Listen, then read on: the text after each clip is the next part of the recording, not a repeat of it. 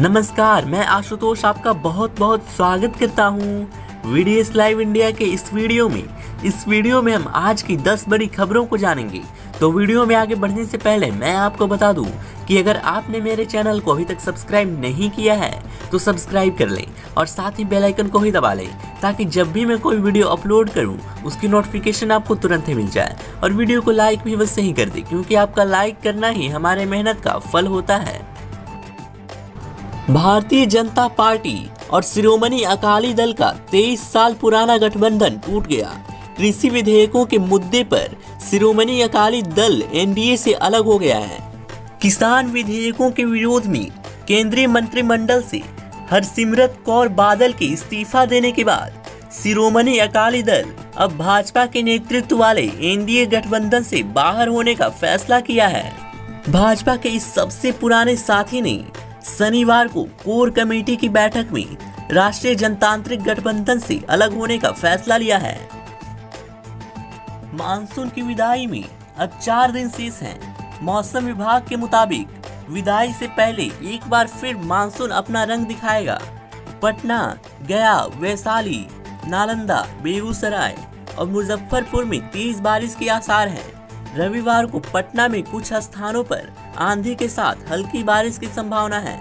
जिन स्थानों पर बारिश नहीं होगी वहां बादल छाए रहेंगे। मौसम विभाग के मुताबिक निम्न हवा के दबाव के साथ ही साइक्लोन सर्किल का क्षेत्र बिहार, झारखंड, छत्तीसगढ़ के साथ ही पूर्वी उत्तर प्रदेश के 1 दर्जन जिलों पर होगा। इसके साथ ही मानसून अक्षीय रेखा झारखंड से बिहार के उत्तरी क्षेत्र से होते हुए हिमालय के तटवर्ती क्षेत्रों तक जा रही है। प्रधानमंत्री नरेंद्र मोदी आज मन की बात रेडियो कार्यक्रम के जरिए देश की जनता को संबोधित करेंगे। यह कार्यक्रम सुबह 11 बजे शुरू होगा। मन की बात कार्यक्रम का यह 69वां एपिसोड है।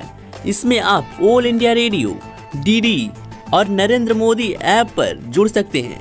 आज के कार्यक्रम में प्रधानमंत्री नरेंद्र मोदी किसानों से जुड़े विधेयकों पर अपनी बात रख सकते हैं क्योंकि संसद से पारित हो चुके कृषि बिलों का देश भर में विरोध हो रहा है। इसके अलावा संसद के मानसून सत्र में लाए गए तमाम अहम बिलों का भी जिक्र पीएम नरेंद्र मोदी मन की बात कार्यक्रम में कर सकते हैं।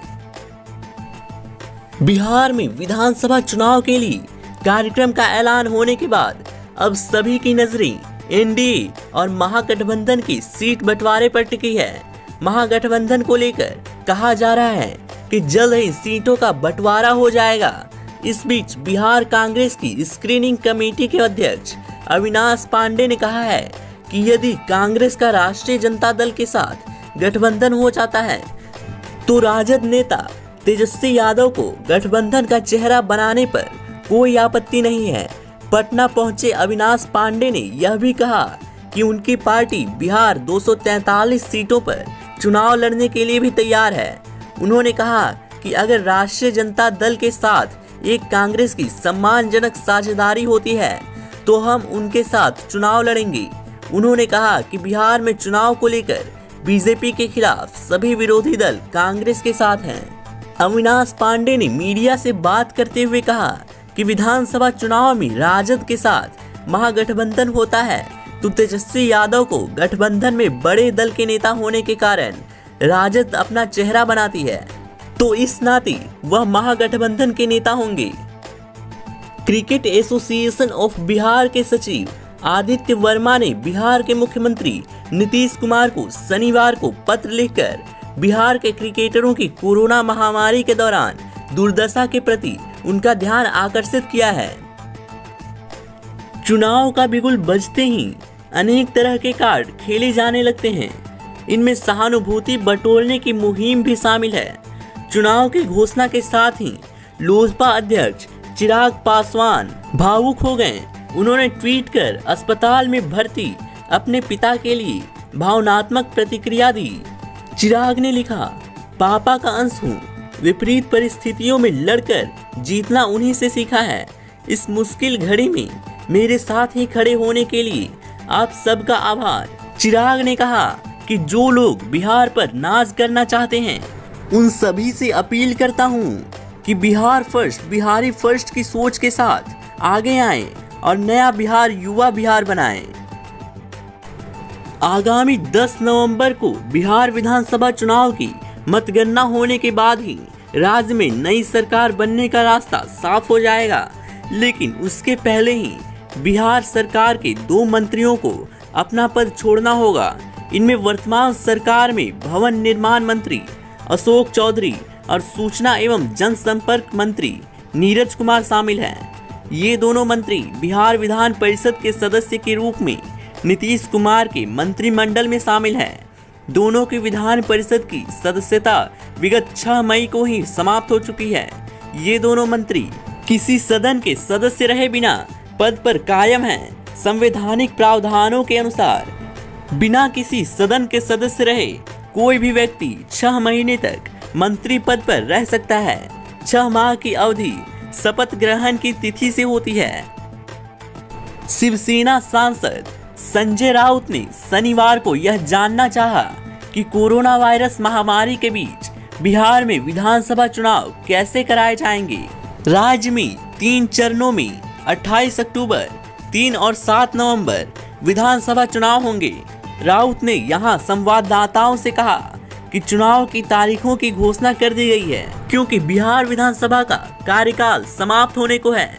ऐसे में सवाल यह है कि क्या कोविड-19 समाप्त हो गया है। शिवसेना के राज्यसभा सदस्य ने कहा, इस तरह के माहौल में चुनाव कैसे होगा, देश जानना चाहेगा। चुनाव प्रचार और रैलियां कैसे होंगी। मतदान ऑनलाइन नहीं हो सकता, आपको कतार में खड़ा होना होगा।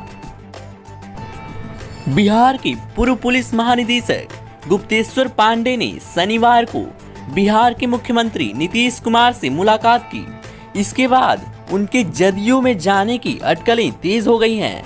हालांकि पांडे अभी खुलकर इस मामले में कुछ नहीं बोल रहे हैं। पूर्व डीजीपी गुप्तेश्वर पांडे दोपहर जदयू कार्यालय पहुंचे और मुख्यमंत्री नीतीश कुमार से मुलाकात की। मुख्यमंत्री से मिलने के बाद कार्यालय से बाहर निकलकर आए पांडे ने पत्रकारों से बातचीत करते हुए कहा, मैं स्वतंत्र नागरिक हूं, मैं किसी से कभी भी मिल सकता हूं। मेरी नीतीश जी से आज मुलाकात हुई है। जदयू की सदस्यता ग्रहण करने के फैसले पर उन्होंने कहा कि इस मामले को लेकर कोई बात नहीं हुई है।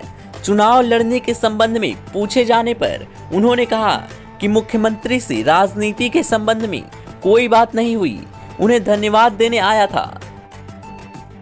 बिहार में शिक्षा विभाग का सालाना बजट 35,000 करोड़ से ज्यादा है, लेकिन शिक्षा की अलख जगाने वाले नियोजित शिक्षक किस हालात में काम करते हैं, कैसे उनकी जिंदगी है, उसकी तस्वीरें देखकर आप ये सोचने लगेंगे कि आखिर इतनी महंगाई में इन नियोजित शिक्षकों की जिंदगी कैसे गुजरती है।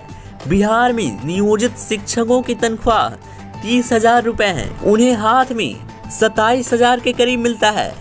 ऐसे में शिक्षकों के लिए परिवार का पालन पोषण करना भी मुश्किल हो रहा है। यानी आप सोचिए कि मात्र 27,000 की आमदनी वाले नियोजित शिक्षकों को शिक्षा विभाग ने कैसे उनके हाल पर छोड़ दिया है। मुसीबत ये भी है कि वेतन भी हर महीने नहीं आता है। बिहार माध्यमिक शिक्षक संघ के प्रवक्ता अभिषेक कुमार के मुताबिक नियोजित शिक्षकों को सरकार की घोर लापरवाही का शिकार होना पड़ा है। नियोजित हो या नियमित, दोनों समान काम ही करते हैं, लेकिन वेतन में जमीन और आसमान का अंतर है। दोस्तों, फिलहाल इस वीडियो में बस इतना ही। अब आप इस वीडियो को लाइक करें और सभी व्हाट्सएप ग्रुप और फेसबुक पर शेयर कर दें ताकि सभी तक यह वीडियो पहुंच सके। साथ ही मेरे चैनल को सब्सक्राइब करके बेल नोटिफिकेशन को भी ऑल पे सेट कर लें ताकि जब भी मैं कोई वीडियो अपलोड करूं उसकी नोटिफिकेशन आपको तुरंत ही मिल जाए। वीडियो देखने के लिए बहुत बहुत धन्यवाद।